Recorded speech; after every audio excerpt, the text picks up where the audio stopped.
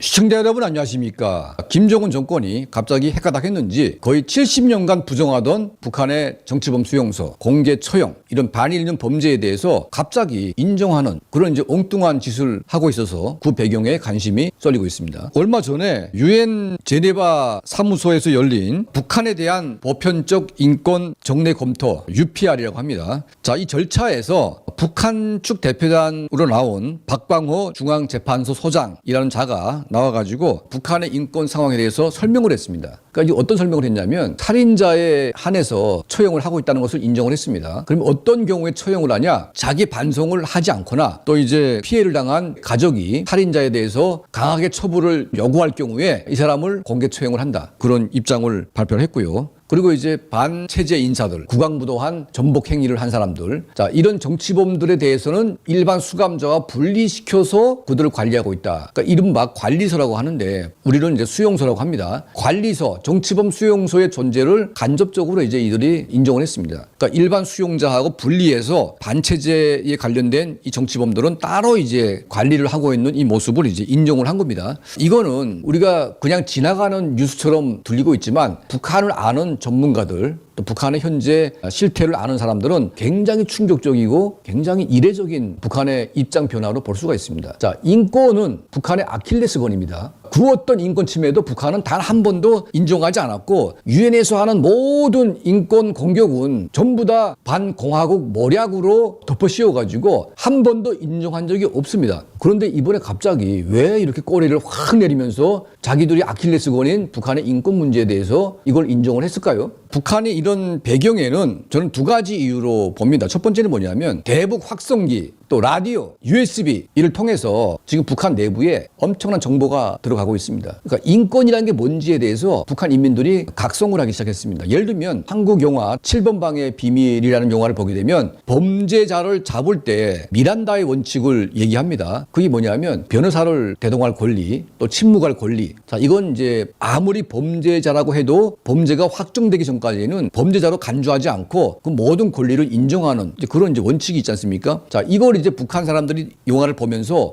북한에서는 죄를 지었다고 의심받기만 해도 안전부 보위부에 끌려가가지고 무차별 폭행을 당하고 두드려 맞은 다음부터 치절을 시작하고 인정 안 하면 또 맞고 이런 강제 자백이 일상화돼 있고 이 공안기관에 의해서 그냥 죄가 만들어지고 뭐 수용소 보내지고 뭐 이런 게 일상화돼 있는 북한에서는 이런 그 자유민주주의 국가에서의 인권에 대해서 다시 한번 생각을 하는 계기가 되는 겁니다. 그러니까 인권에 대한 정보가 북한 내부에 엄청나게 들어가기 시작하면서 이제는 북한 사람들도 그들이 자행하고 있는 공개 처형이나 이 정치범 수용소라는 것은 반일륜 범죄의 일종이라는 것을 북한 주민 스스로가 알게 됐기 때문에 더 이상 북한 정권이 그걸 부인할 수 없게 된 이제 그런 측면이 하나 있고 두 번째는 뭐냐면 자, 이제 트럼프 대통령이 당선됐습니다. 트럼프 1기 때에는 북한의 인권 문제에 대해서 별로 거론하지 않았습니다. 그러니까 이제 김정은하고 만나기 전까지는 둘이 막 엄청 싸우대다가 갑자기 하노이 회담을 하면서 인권 문제가 쑥 들어갔는데 자, 트럼프 2기 때에는 과거처럼 김정은이랑 뭐 친구 먹으면서 뭐 너를 사랑한다느니 뭐 이런 쓸데없는 얘기를 하면서 트럼프 대통령 본인의 이미지나 그 무게감을 떨어뜨리는 그런 것보다는 원칙적인 대응을 이제 할 수밖에 없는 상황이 온 겁니다.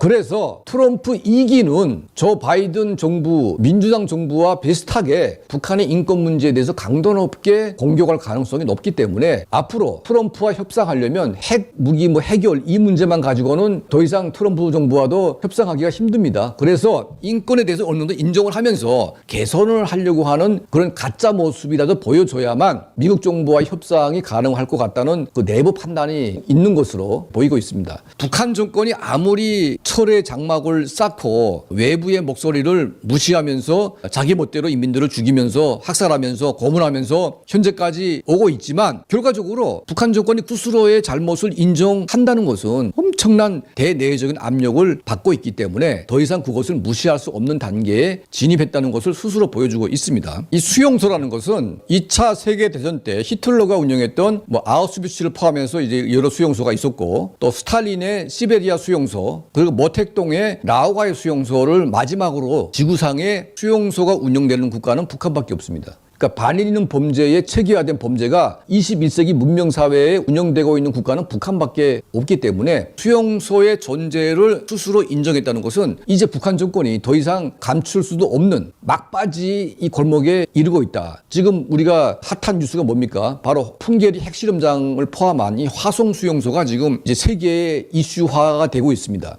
왜 이 화성 수용소가 문제가 되냐면 핵실험 장소를 수용소 옆에다가 만들어 놓고 방사능 덩어리가 된 이 지하 갱도 작업을 정치범 수만 명을 갈아서 거기다가 밀어 넣어 가지고 작업을 했기 때문에 화성 수용소에서 핵실험 갱도를 파면서 죽은 사람들이 수만 명이 희생된 저희 보고서가 이제 나올 예정인데요. 자, 이 화성 수용소가 지금 엄청난 세계적인 화두가 이제 되고 있습니다. 김정은 정권 이제 더 이상 북한 인민들을 마음대로 죽이고 마음대로 학살하던 시기는 이제 지나갈 수밖에 없습니다. 더 이상 북한 정권의 반일 있는 범죄, 인권 유린을 허용할 수도 없고 인권 문제를 강력하게 거론해서 북한 주민과 북한인 김정은 정권을 분리시키는 이런 작업을 가속화해야 될 시점이 온 것 같습니다. 저희 채널을 항상 시청해 주시고 또 도움을 주시는 우리 모든 분들께 늘 진심으로 감사드립니다.